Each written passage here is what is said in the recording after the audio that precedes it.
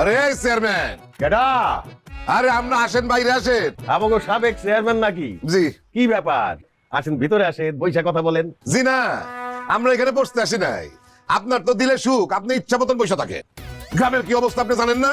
একটা রাতে মানুষ শান্তিতে ঘুমাইতে পারতেছে না।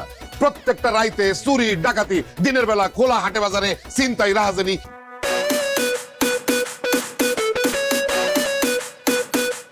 এই যে কি হয়েছে নাকি? আইছে। কি হয়েছে কিছুই জানে না। আরে যেমন চেয়ারম্যান সাহেব তেমন তার ছেলে। থানায় যান। দেখছেন কি কয়, চোর ডাকাতের সমস্যা মেটাতে বলে থানায় যাবো। তাহলে চেয়ারম্যান সাহেব আছে কিসের জন্য? হ্যাঁ, কি কাজটা আপনার? প্রতিদিন প্রশাসনের সাথে এটা নিয়ে দেন দরবার করতেছি। আচ্ছা, আর চুরি ডাকাতি যে খালি আমাকে মহল্লা হইতেছে তা তো না। ঐক্যবদ্ধ ভাবে এই চুরি ডাকাতি আমাদের মোকাবেলা করতে হবে, বুঝতে পারছো? আজকা থেকে প্রতি রাতে গ্রামের ইয়াং জেনারেশন পাহারা দিবে এই চুরি ডাকাতি ঠেকানোর জন্য। আর সেইটারে লিড করবে আমার ছেলে রাফি। জানি আমি রাত্রেবেলা না ঘুমাই পারা দিব এখন। হ্যাঁ, এখন ইমার্জেন্সি টাইম।